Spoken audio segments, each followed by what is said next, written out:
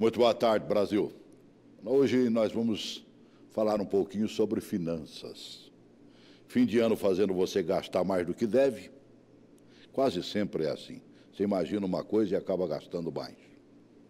Poucos têm a disciplina de gastar exatamente aquilo que eu vou gastar somente isso. São raríssimos os que fazem isso.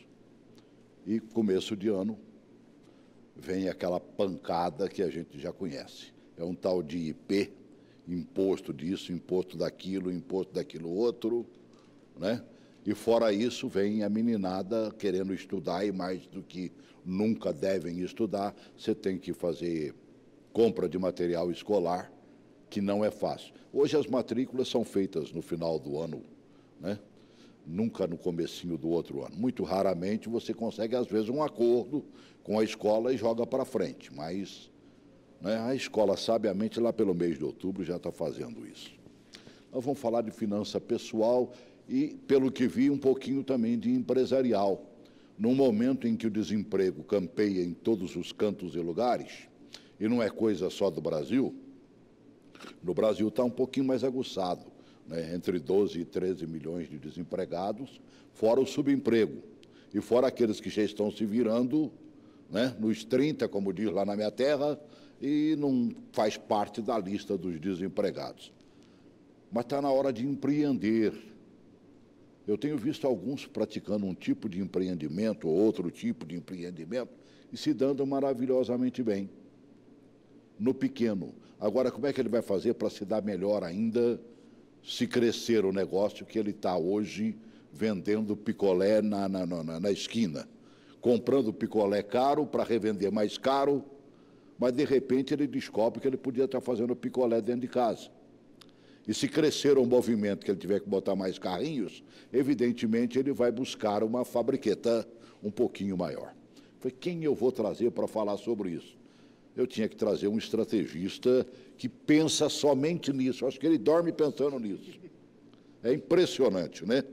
Possui graduação de Ciências Econômicas pela nossa gloriosa UNB, também mestrado em Economia, aí já pela Universidade Federal do Rio Grande do Sul.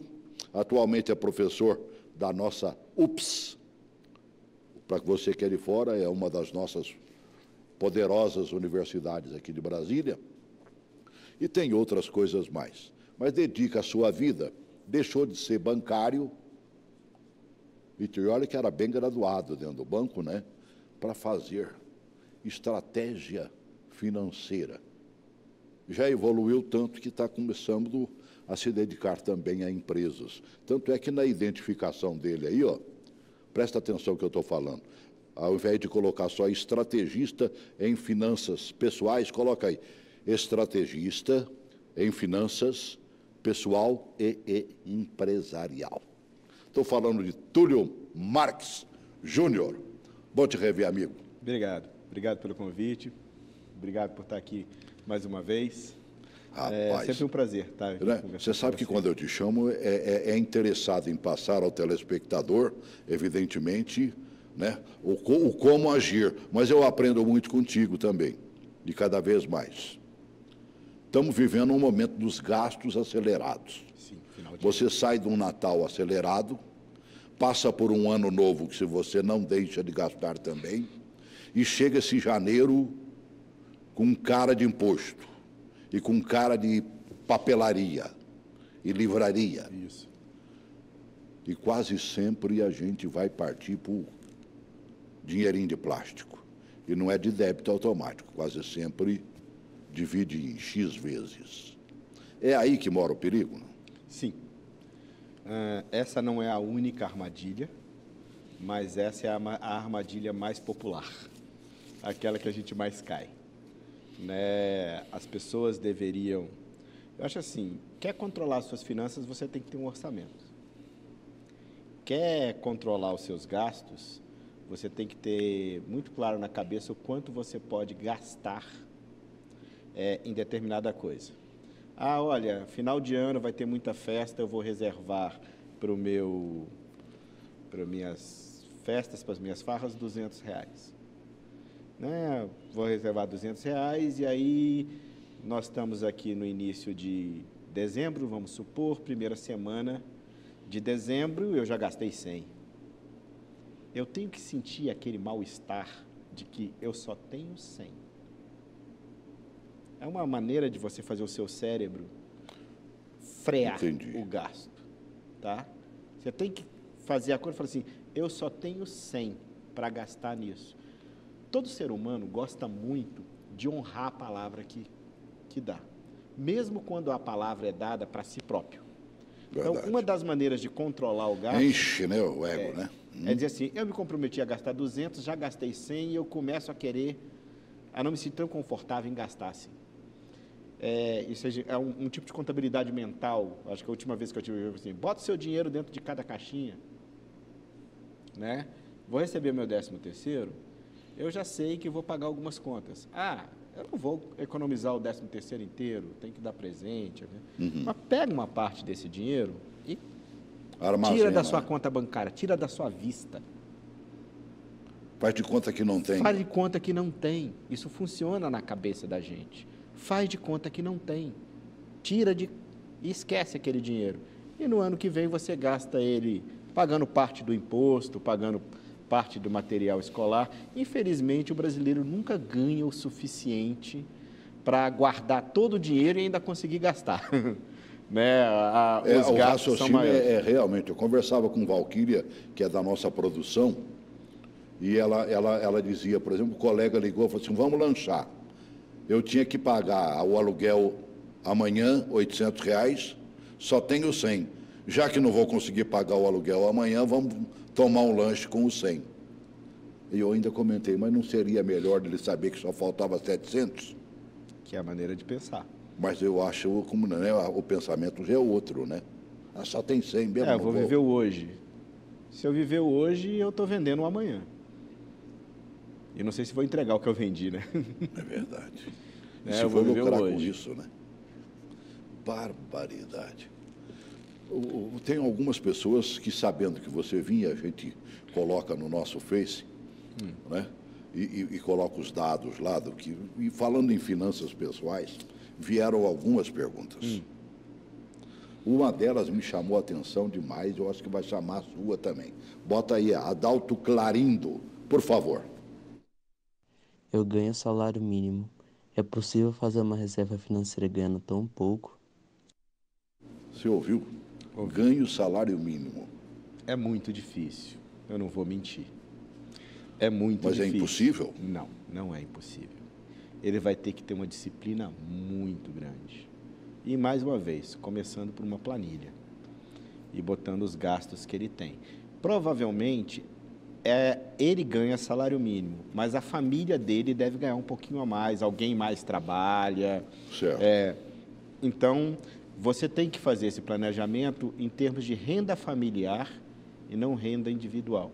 É possível guardar? É. Mas aí vem aquela pergunta, guardar para fazer o que com esse dinheiro? Ele tem que atrelar o sacrifício de poupar hoje à realização de um sonho, senão não tem sentido. Eu vou guardar para me aposentar, eu vou guardar para fazer um curso, para ganhar 3 salários mínimos daqui a 2 anos. Tá? Eu vou guardar para fazer uma viagem, eu vou guardar para uma emergência médica, não é o caso do salário mínimo. Certo. Né? Então, assim, o que ele quer fazer com esse dinheiro?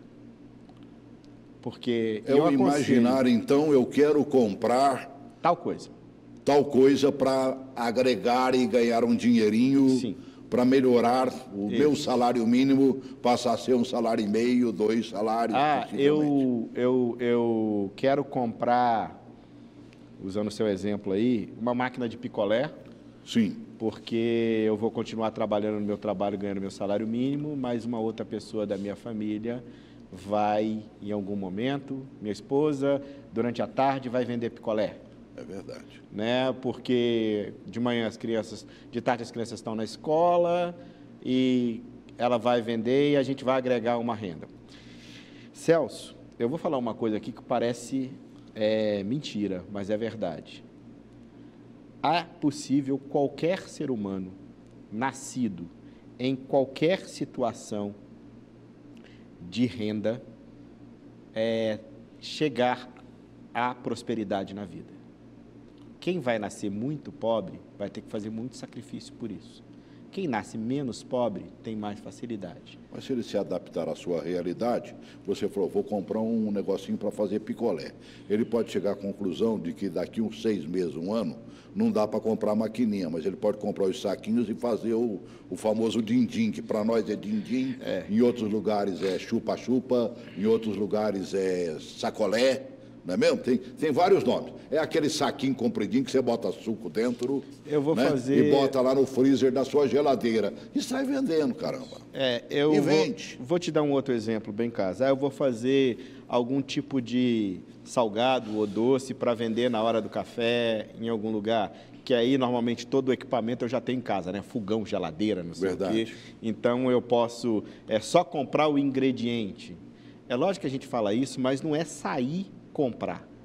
Isso também exige um planejamento, exige um conhecimento, exige eu saber onde é que eu vou vender esse produto. Eu não posso vender no lugar que já tem 30 vendendo, eu vou ter uma concorrência muito pesada. Então, assim, onde é que eu vou vender? Para quem que eu vou vender? Essas coisas têm que ser planejadas. Ao mesmo tempo que eu estou poupando dinheiro para comprar os ingredientes, eu estou tentando descobrir como é que eu vou viabilizar aquele negócio. Aí dá certo. Começa pequeno, né, mano, velho? Eu conheci uma pessoa, por exemplo, que pagou a faculdade dela vendendo brigadeirozinho, outro na própria tipo, escola. Sei lá, o de coco, não me lembro o nome, né? Beijinho, coisa semelhante. Mas ela não chegou lá com uma bandeja com 1000 brigadeiros. Não. Não, ela fez um pouquinho e levou lá numa caixinha. No que ela comeu o João, que está aqui na minha frente, né, encheu a boca d'água, né? Falou, quanto é? Me dá um. Falei, não, eu estou vendendo. Né? Sei lá, 3 por 5 reais. Fictício. Falei, toma aqui, me dá 3. Aí ela descobriu que aquela bandejinha foi muito pouco, que os outros colegas quiseram também. Aí ela foi aumentando, aí ela chegava já com uma caixinha. Começar pouco, tecnicamente falando, tem o nome de testar o produto. Isso vale para o Facebook e vale para o brigadeiro. Antes de você entrar em volume de venda grande, você testa até a aceitabilidade. Empresário também? Vale. O Facebook foi feito desse jeito, o Google foi feito desse jeito. Houve um teste antes. Tá? Que pode ser 2, 3 numa bandejinha ou uma coisa numa escala maior se você estiver vendendo. Mas você tem que testar. E você tem que... Você tem que testar no seguinte, eu chego com um brigadeiro e alguém fala assim, mas fulano, uma vez eu fui na sua casa, além desse brigadeiro, você tinha lá aquele doce de caju delicioso, nunca mais eu arrumei em lugar nenhum. Agrega mais um. O teste do produto também... É verdade. Para você ver esse está vendendo, esse não está vendendo tão bem. Então vamos buscar outro. O olho de sogra, o cajuzinho que você acabou de falar. Aí vale para roupa, vale para... Eu conheci em Goiânia um empresário que ele pagava 3 mulheres para ficar assistindo novela e copiando as roupas que apareciam para ele botar na confecção dele e fazer igual. E vendia muito. E como? Vende, né? Até hoje. Até hoje, com certeza. O pessoal assiste a novela, você viu o brinco, você viu o sapato, né? E mulher tem um olho danado, né? Ela não olha a novela em si, ela olha o que a moça está vestindo, o que o cidadão está vestindo, o que tem na parede. É como se transmite a moda, né? É verdade. A moda tem um pouco do merchandising. Se a primeira pergunta veio de um cidadão que ganha um salário mínimo, a segunda já quer um negocinho um pouquinho maior. Aragonês Soares, por favor, faz a sua pergunta. Gostaria de aplicar o meu dinheiro. Contratar uma plataforma de investimento digital seria uma boa ideia para quem é leigo? O que é essa história de plataforma digital, hein, mano, velho? Dos últimos 3 ou 4 anos, a maneira de lidar com poupança mudou no Brasil. Para melhor, para muito melhor. Antigamente, você sentava na frente do gerente e o gerente do banco virava e te aconselhava a colocar naquilo que era interessante para o banco. Claro. Esse modelo foi quebrado, né? Hoje você tem as plataformas de investimento, XP, outras, até ligadas a alguns bancos, em que lá você faz um perfilzinho e ele te indica algum investimento dessa feita segundo os seus interesses. Mas, mais uma vez, se você vai poupar para quê? É para se aposentar? Quê, é um antes de mais nada? perfil? Sempre perguntar para quê antes de mais nada. Você tem que ter um objetivo, senão um sacrifício. Eu quero guardar dinheiro para uma emergência médica. Eu, por exemplo, tenho esse dinheiro guardado. Certo. Tá? Uma emergência médica, eu tenho plano de saúde, mas eu já me vi 2 vezes em circunstâncias familiares em que a pessoa precisava de uma operação e o plano de saúde começou a querer negociar. Não dá tempo. É verdade. E quando você tem um piripaco como eu tive, né? As veias tudo entupidas e tinha que ser para ontem a cirurgia. E naquele momento o plano de saúde estava mal junto aos hospitais e médicos. Ninguém estava aceitando, havia um boicote da classe da saúde, porque o plano era o único que não tinha aumentado os valores e tudo mais. Se eu não tivesse o dinheiro para pagar o médico e depois ter o ressarcimento, é exatamente eu isso que estaria hoje no campo da esperança e não aqui falando. A nossa família... Campo da Esperança, para você que é de fora de Brasília, é o nosso cemitério. Aconteceu um problema na família, um valor muito alto, era um valor muito alto, que exigia uma operação muito delicada. Aconteceu, passou-se a sacolinha, pagou e pedimos ressarcimento. Certo. Mas vamos voltar para a pergunta do cidadão? Ele quer saber o que ele faz esse tal de investimento digital. Eu aconselho a qualquer pessoa primeiro fazer isso. Eu quero juntar o dinheiro para quê? Para emergência médica, para me aposentar, para comprar um bem, para fazer uma viagem.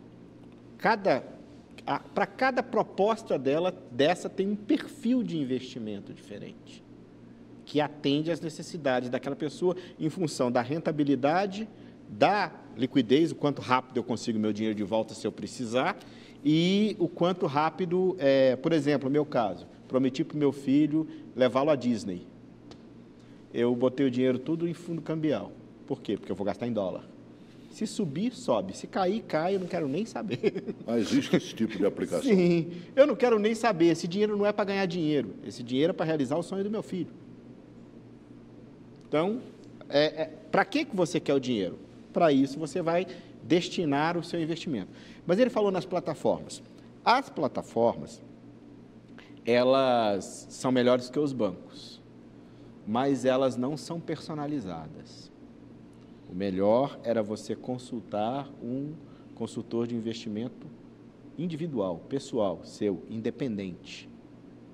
Que ele vai te ajudar. A plataforma não é o que você disse? Ela não é personalizada, ela não é para você. Ela é uma coisa meio de massa. Ela te submete a um questionário, você responde, e aí dentro daquilo ela te orienta bem melhor do que o banco, mas não é personalizado. Não é aquela que você está conversando com alguém que entenda.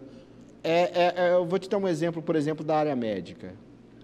Uma coisa é a Secretaria de Saúde virar para você e falar assim: todo mundo, determinado de uma certa idade, nessa época do ano, tem que tomar vacina para a gripe, está aqui a vacina.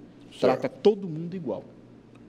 Tá? Outra coisa é você, de fato, estar gripado, ter problema de pressão como eu tenho, ter problema, né? E um médico dizer assim: não, você vai tomar esse remédio por tantos dias. O consultor financeiro pessoal é esse médico que vai dizer assim: você quer isso? Então você vai... O remédio é esse. O remédio é esse. Tá? Essa é a diferença. E há diferença na aplicação do medicamento. Você falou, você é hipertenso, né? Mesma coisa comigo. Mas você, por exemplo, não tem problema de glicose, eu tenho. Não.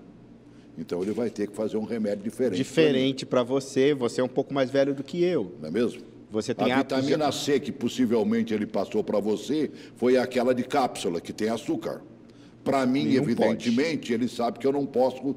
O açúcar, para mim, só faz complicar minha vida. Ele deverá passar o de gotinha, que não tem açúcar. Ou seja, nenhum. O consultor financeiro pessoal vai fazer exatamente a mesma coisa para você. Vai dizer: não, olha, você, dentre esse leque de investimentos, no seu caso, no prazo que você quer, é esse aqui.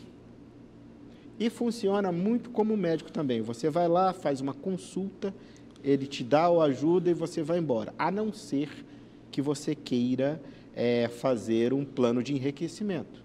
Aí essa pessoa vai te ajudar mês a mês e vai cobrar diferente. Mas muito o consultor financeiro pessoal funciona como um médico, como um advogado. Eu achei interessantíssimo, porque a maioria das perguntas que chegaram, a maioria fala exatamente em investimento. Poucas vieram falando, por exemplo, olha, eu vou ficar endividado, que é uma realidade. Eu gastei bastante nas festas de fim de ano, vou ter que comprar um material. Eu vi a lista do meu neto, por exemplo, meu filho vai gastar entre o que compra na papelaria e na livraria, que geralmente é a mesma, ele vai gastar acima de R$2.000. Nem sempre você tem, por mais que você seja organizado e vive de salário, os R$2.000 para comprar no cash. Na hora.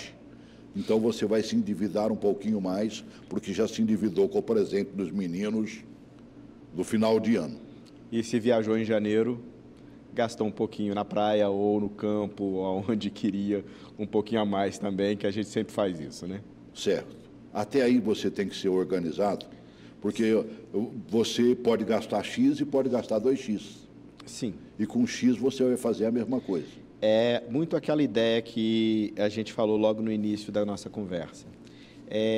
Se eu botar um limite para aquilo que eu vou gastar, o meu cérebro tende a botar freio no meu gasto. Eu marquei R$1.000 para gastar na praia. Eu gastei 1.100, 1.010, acontece. Mas não tem aquela ideia de que eu só posso gastar 1.000, não tenho consciência de que só posso gastar 1.000 e gasto 1.000, 2.000, porque eu não tenho consciência. Fazer uma planilha, fazer um planejamento, como eu disse, colocar o dinheiro dentro da caixinha, a caixinha de gastar nas férias, ajuda muito. Você se endivida? Sim, você se endivida, mas dentro de uma expectativa que não faz você arrancar os cabelos. Funciona para todo mundo. Se você bota limite no seu gasto, limite quantitativo, você acaba gastando muito perto daquilo. A não ser que você tenha um problema de gasto compulsivo, e aí não é com o financista, é com o psicólogo. Não tem outro jeito, mas não tem muita gente que gasta compulsivamente, que não tem. E quando ele é compulsivo com dinheiro, ele não é compulsivo só com dinheiro. Ele tem a compulsão como um problema de personalidade, e aí realmente ele precisa de um psicólogo para o orientar junto, de repente, com o financista. Isso não causaria, será? Algumas pessoas devem já ter te buscado, né, para uma orientação pessoal, financeira, e que ou está tentando vencer essa compulsão. Essa pessoa não estará muito mais para um problema psicológico mais sério, né? Entristecida, sabe, que quase que entrando em depressão, não? Sim. Uma coisa normalmente está realizada com a outra, e aí é um ciclo. Porque o depressivo, ele não é só depressivo, ele é também expansivo. Eu não sou psicólogo, mas assim, você tem que estudar um pouco sobre isso. Mas com certeza você já deve ter percebido isso. Quando ele está depressivo, ele murcha. Quando ele entra na fase expansiva, ele se acha o super-homem. E faz tanta besteira quanto quando está depressivo. Não sei qual é o problema pior, né? do depressivo é, vamos dizer assim, no exagero, o suicídio. E o problema da expansão é atrito com as pessoas, gastar demais, várias outras coisas. Então, assim, o que acontece quando eu quando eu suspeito que uma pessoa tem um problema desse? Eu não sou psicólogo, não estou capacitado para fazer um diagnóstico, mas a gente suspeita. A gente vira para a pessoa e fala assim, amigo, eu acho que eu não consigo lidar com o seu problema sozinho. Você não gostaria de consultar um psicólogo para ver isso, isso, isso, e ele dizer se você precisa de um apoio psicológico também, e a gente trabalha em conjunto? Porque aí realmente há casos, por exemplo, de depressão, que aí já não é nem o psicólogo, é o psiquiatra, porque precisa de remédio, de suporte. Mas eu não sou a pessoa que diz isso. Eu indico e não forço. É lógico. Né? Existe uma diferença muito... Ansiedade não é ruim, ela é boa. ser humano, como eu vi esses dias numa entrevista, um psicólogo falando, dizendo o seguinte: olha, se você vê um cachorro bravo vindo na sua direção e fica ansioso para fugir, ótimo. Né? É para isso que a natureza te preparou, para sobreviver. É preservação, Agora, né? A ansiedade como patologia, que não para, você é ansioso o tempo todo, aí já é doença. Depressão, perdi um ente querido, aconteceu uma doença e tal, é normal, poupa o seu organismo. Agora, a depressão, doença, que não para, que é contínua, essa tem problema. A maioria de quem deve muito é ficar nessa situação, não é não? Não, na maioria das pessoas que devem muito é ficar com raiva. Elas ficam... É a hora que o casamento acaba, que o relacionamento acaba, que você agride o filho, porque há uma você... tensão, né? Você vai se machucando por dentro. A maioria das pessoas fica raivosa, fica explosiva. Na nossa sociedade, elas não ficam depressivas, elas ficam explosivas. Já chegou para fazer uma consultoria contigo? Alguém que já estivesse realmente no fundo do poço, que não dava nem para cavar mais, como diz, estava literalmente na pedra? Já. É possível uma pessoa dessa sair deste fundo de poço? Vou te dar um exemplo muito melhor do que isso, tá? Existe uma estatística que diz que todo empresário original de sucesso, não aquele que herdou, aquele que criou o negócio e teve sucesso, todos os empresários desse tipo quebraram, ao longo da sua carreira, quebraram de 2 a 3 vezes. E essa pesquisa é mundial. Então, é possível uma pessoa do fundo do poço sair? É sim. E normalmente, quando alguém chega no fundo do poço, ele aprende tanta coisa que quando ele sai, ele decola. Agora, não precisa aprender desse jeito, né? Tem maneiras de se cercar de orientação, de não precisar entrar no fundo do poço. Principalmente neste momento em que está tudo na palma da mão, né, amigo? A facilidade de comunicação que existe hoje, lamentavelmente, mas muitas escolas, e eu aplaudo mesmo, muitas escolas estão com a educação financeira, aí se adaptando, e aquelas que dizem que têm educação financeira estão saindo na frente, que isso sirva de lição para as outras escolas que ainda não têm. Eu sou uma das... nos Estados Unidos, na maioria dos estados dos Estados Unidos, é obrigatório uma cadeira chamada economia doméstica. Economia doméstica, na verdade, é finanças pessoais com outro nome. Tá? Então, as pessoas aprendem a lidar com dinheiro, com planejamento financeiro, com orçamento doméstico, na escola. Nós estamos passando aí por um momento de a sociedade brasileira repensar o seu destino, né, com a eleição do novo presidente. Talvez seja o caso governo aí conosco, né? Talvez seja o caso de se pensar em colocar um conteúdo, talvez não essa cadeira, mas um conteúdo obrigatório sobre o assunto nas escolas, porque também é uma formação cidadã, né? No limite, se todo mundo gastar mais que aquilo que ganha e entrar em crise, o país quebra. Verdade. Né? Como é um grupo pequeno, o país sobrevive. Vamos ouvir mais um telespectador? Aliás, uma telespectadora. Ariana Moraes, pergunte, por favor.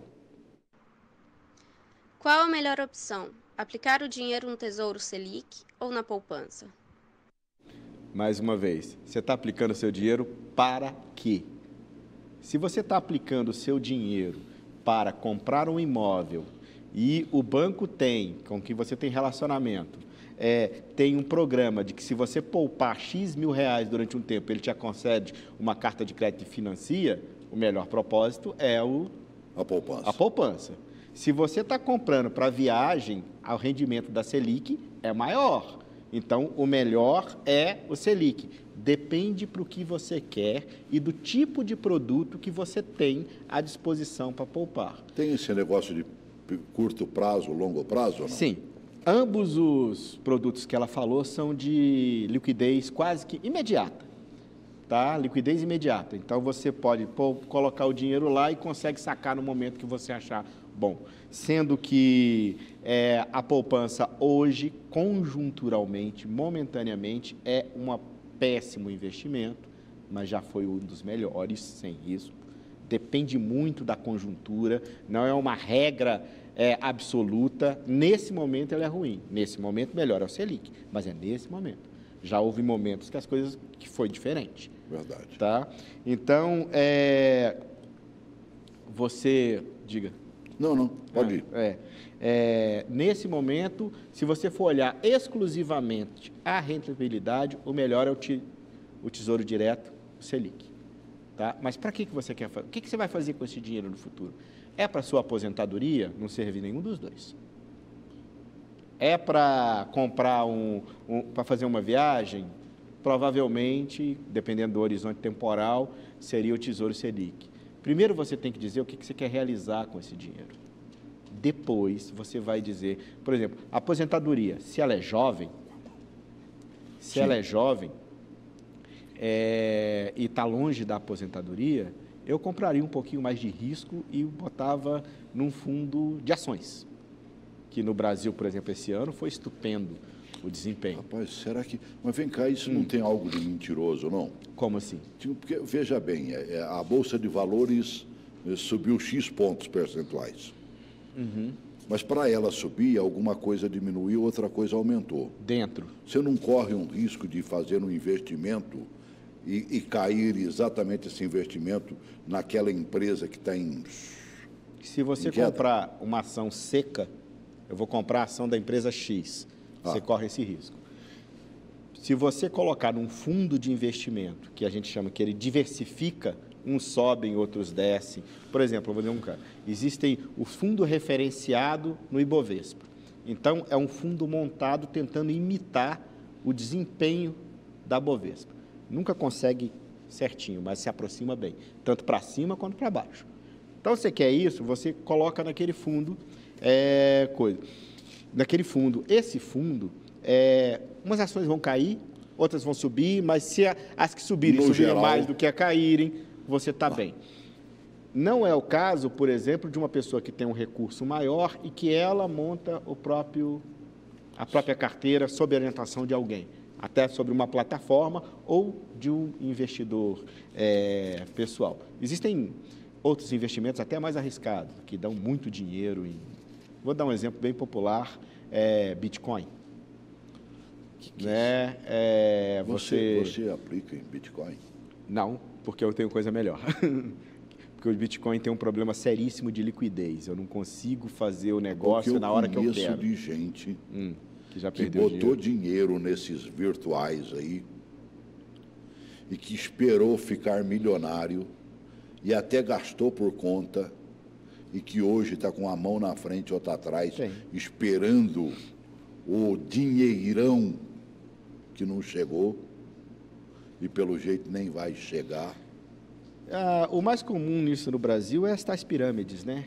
Boi gordo. Sim, mas muitos desses negócios virtuais aí nada mais são do que uma pirâmide disfarçada, né, amigo? Não, no caso do Bitcoin ou das moedas virtuais, não é. É um mercado estabelecido, etc. Mas é um mercado que tem algumas que, tecnicamente, a gente chama de imperfeições. Então, eu não aconselho você que não entende do assunto entrar nessa. Se meter numa fria dessa. Você quer fazer? Contrate uma pessoa que entende do assunto, paga parte dos seus rendimentos para ela, o principal vai continuar sendo seu, para ela fazer o desenvolvimento. Eu invisto o meu dinheiro, eu invisto em outra coisa que nem pode ser investido no Brasil. Eu tenho que mandar o dinheiro para o exterior, e lá no exterior eu fazia, porque o governo brasileiro proíbe que você faça captações para investir nisso. Nada impede que um brasileiro mande o dinheiro para o exterior, mas aí você tem que ter um dinheirinho um pouquinho maior, e o rendimento pode chegar aí a 10% ao mês. Que isso? 10% ao mês, facilmente. Tá? Quanto é que a pessoa teria, num mínimo, para fazer um negócio desse? A pessoa que trabalha para mim cobra aí $5.000. Para começar? Porque menos que isso, mandar o dinheiro para fora... mandar o dinheiro para fora, isso tem um custo. Eu sei. Tá? O que eu já vi foi assim, as pessoas fazerem um consórcio, cada um entra com 1.000 e manda 5.000 para lá.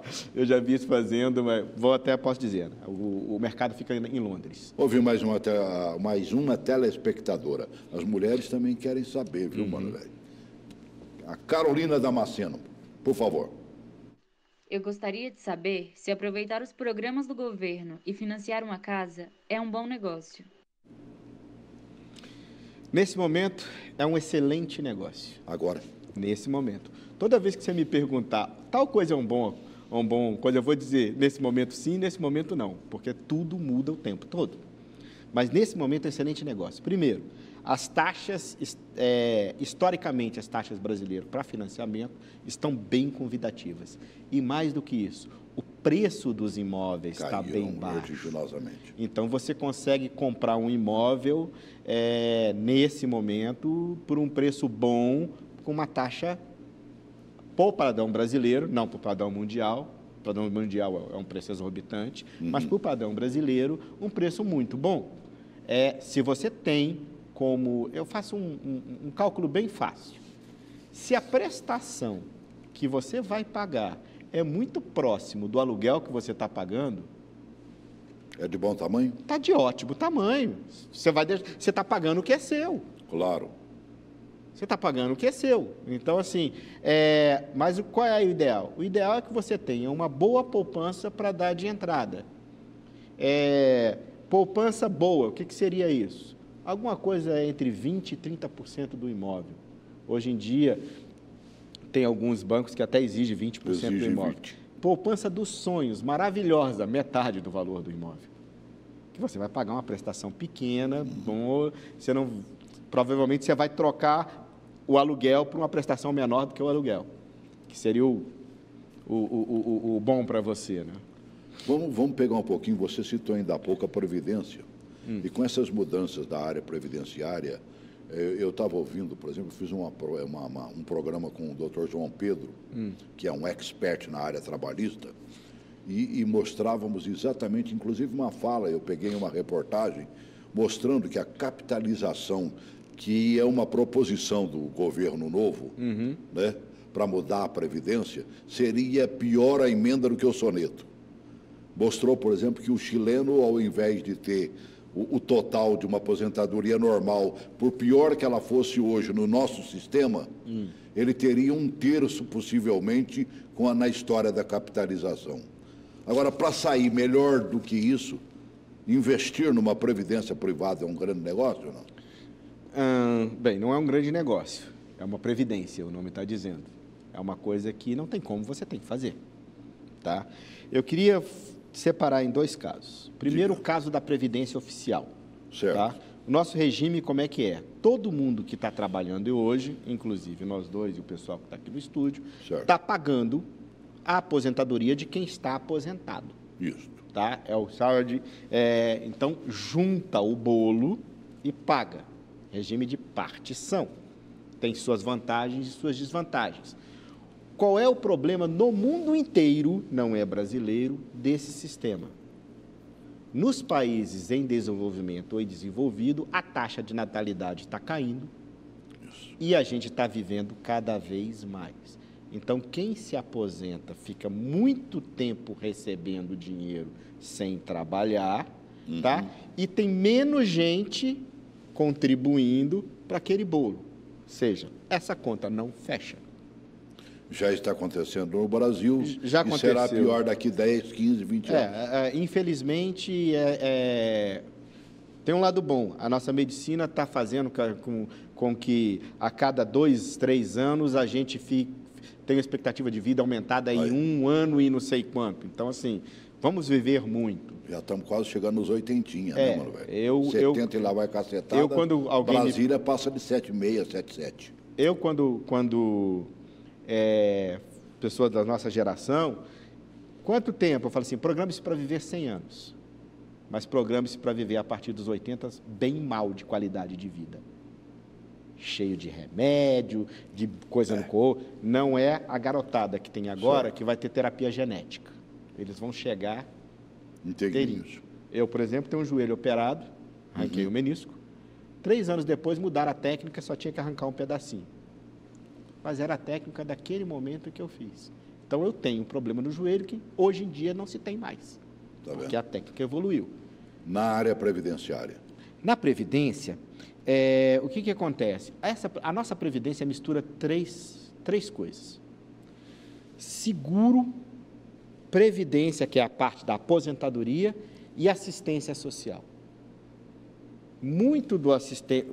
A gente que recebe no Brasil, por exemplo, pessoas que têm problemas cognitivos ou deficiências físicas, isso é assistência social, e não contribui, crianças, verdade, inclusive. Tá? A aposentadoria e por exemplo, a senhora que fica grávida e passa um tempo, recebe. Eu, ao longo da minha carreira, já fiquei por 3 vezes, já fiquei recebendo, porque estava doente, eu passei 1 ano doente. Isso é assistência social. Tá? Então, há de se lembrar que quem contribui para a Previdência está também protegido ao longo da vida laboral. E isso é bom. Mas o modelo tem que mudar. A conta não fecha. E eu vejo as pessoas falando o seguinte: porque eu tenho o direito. Meu amigo, você está com cheque sem fundo na mão. O cara que passou o cheque, que é o Estado, está dizendo para você assim: vamos renegociar, eu não tenho como te pagar os 1.000. Posso pagar um pouquinho menos? Aconteceu na Grécia, aconteceu em Portugal. Né? E assim, eu vejo para a juventude, eu falo muito para os meus alunos, falei, gente, não permita que o governo faça essas mudanças das prestações que ela está fazendo. Você não vai ter tempo de se adaptar. Faz o que tem que ser feito agora. Você vai saber quanto você vai receber. Lá na frente, não muda mais, e você se programa para complementar. Não adianta ter um cheque sem fundo na mão. Agora, em termos de aplicação, existe uma aplicação específica em que o cidadão pode, olha, eu vou me aposentar, não vou conseguir chegar no teto da Previdência, né? Eu vou investir, e principalmente para essa meninada mais nova aí, que a possibilidade dela chegar a uma aposentadoria cada vez está mais distante. A adaptação da realidade que você acabou de dizer, o envelhecimento cada vez uma pessoa em mais idade. Existe algum tipo de aplicação? Não existe algum tipo que você vai colocar, vou pegar R$100 do meu salário e botar lá todo mês? Não existe. Não existe um conjunto de Essas aplicações. previdências privadas, por exemplo, não é um bom Elas negócio? são boas, mas são boas. É lógico que você vai começar agora, a pessoa que está começando agora, vai começar agora para receber daqui a 30, 35 anos, você tem que ter absoluta confiança na solidez do gestor. Né? Porque se quebrar, seu dinheiro vai embora. Você quebra junto. Seu dinheiro vai embora. E Nós vale para qualquer Já assistimos gestor. esse filme. Já. O Brasil já aconteceu. Muitas vezes. Né? Aconteceu agora com o pessoal da Postales, né? Isso. Que teve arrendimento pela metade. Verdade. Por causa do estão pagando o buraco, inclusive. Estão pagando muito caro. E caro. as demais de grandes grupos aí, principalmente na área governamental, estão correndo o mesmo risco. O melhor sistema que eu conheço até hoje é o sistema da Dinamarca, e Holanda também tem um pouco disso. Eles fizeram 3 pilares, tá? Que é um pequeno aposentadoria estatal, então garante ao cidadão que de fome ele não morre, e esse é solidário, se faltar o outro tem que cobrir, etc. e tal. Valor pequeno, muito parecido com o que tem no Brasil, que a gente contribui sobre 5.700, mas eu desconheço quem ganhe mais que 3.200. Verdade. No bolso, porque lá quando faz as contas, cai muito. Nada. O que acontece? Você tem aí esse cara, você tem a Previdência também instituída, privada, e aí você escolhe quanto quer, etc. e tal, programa. Ela é controlada pelo Estado, mas ela é privada, tem regras estatais, mas é privada. E, por último, aquela parcela pessoal sua. Qual é a sua parcela pessoal? Sua casa própria. Porque está te pagando o aluguel, né? Você está deixando de pagar o aluguel? Sua casa própria. E uma série de outras coisas que você tem que também é complementar. Então, eles têm ali um sistema que as pessoas... Você vê aí pessoal viajando o mundo afora, etc. E tal. O sujeito que até ontem era um funcionário de escalão baixo, etc. E tal. Por quê? Porque fez a vida inteira. Então, essa talvez seja a estratégia social, não a estratégia de governo, a estratégia da sociedade, que eu melhor conheço para fazer. Mas não existe, já te perguntando, eu vou investir o meu dinheiro em tal coisa. Não. Vai mudando ao longo das oportunidades, etc. E tal. Você pode contratar um bom fundo, o problema é que no Brasil eles são muito caros. Tá bom. Nós já estamos praticamente encerrando o programa, mas tem mais uma pergunta. Eu acho que você já respondeu, mas como o programa não tem uma audiência constante, né?